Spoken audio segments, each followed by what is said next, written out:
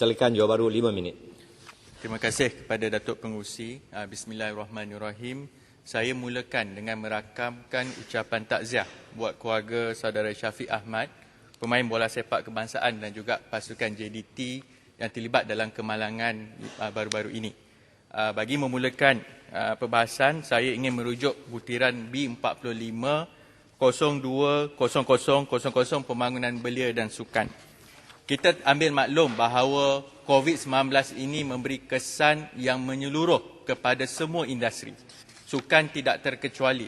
Jadi saya harap pihak KBS mengambil maklum desakan daripada penggiat-penggiat sukan supaya disegerakan dalam soal sport bubbles dengan izin sebagai contoh dan cari jalan untuk meneruskan kelangsungan aktiviti sukan.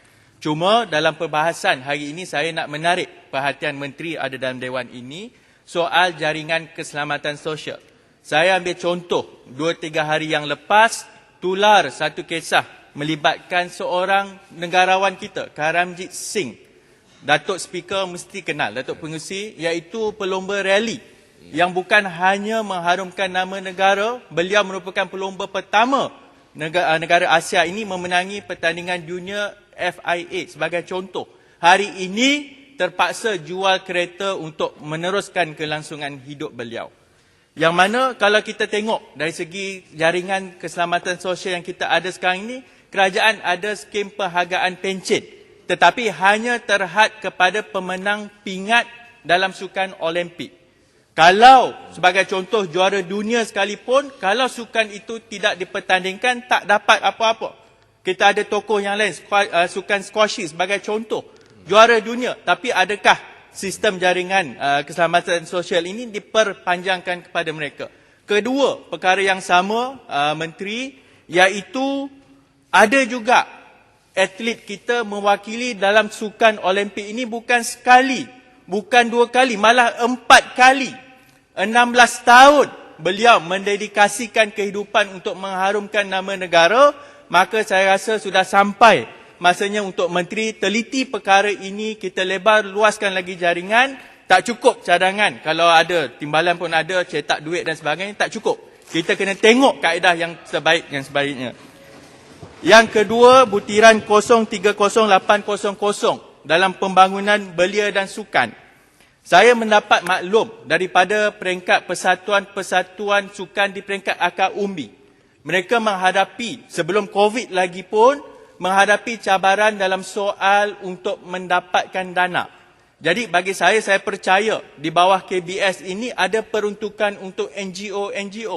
Dan saya harap menteri yang tiada bebanan politik, bukannya mewakili sayap mana-mana parti, sepatutnya kita mereformasikan dana ini supaya diagihkan kepada persatuan yang betul-betul memerlukan.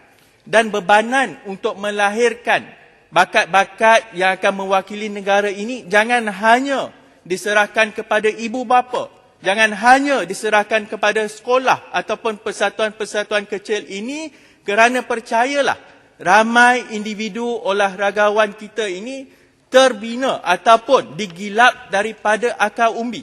Kalau di Johor Bahru sebagai contoh, kita ada atlet peninju yang menang peringkat Asia. Kita ada pelomba basikal cilik, budak kecil, basikal BMX menang sukma.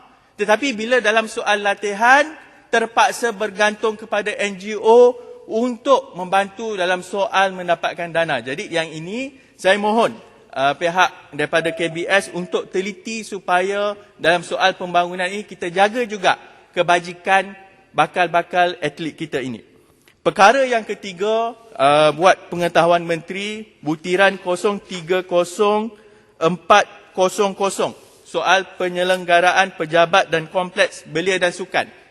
Di Johor Bahru, di Lakin terdapat satu kompleks belia dan sukan, tetapi keadaannya uzur dan usang. Memang sudah sampai masanya untuk dipulihkan, di-upgrade.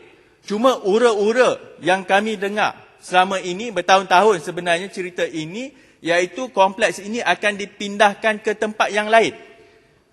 Kalau nak bina di tempat yang baru itu, teruskan. Bagi saya, ianya akan memanfaatkan komuniti di sana. Tapi yang saya mohon, pertimbangan daripada menteri yang saya anggap sebagai abang saya, untuk kita kekalkan lokasi kompleks tersebut di Lakin supaya manfaat kepada penduduk sekitarnya. Dengan izin pengerusi, terakhir sekali, di Lakin itu juga terdapat stadium yang berpenuh sejarah, terdapat kolam renang, menteri pun dah turun. Jadi saya harap KBS kekalkanlah kompleks belia dan sukan di Johor Bahru. Sekian, terima kasih. Assalamualaikum warahmatullahi wabarakatuh. Terima kasih Yang Berhormat Johor Bahru. Sekarang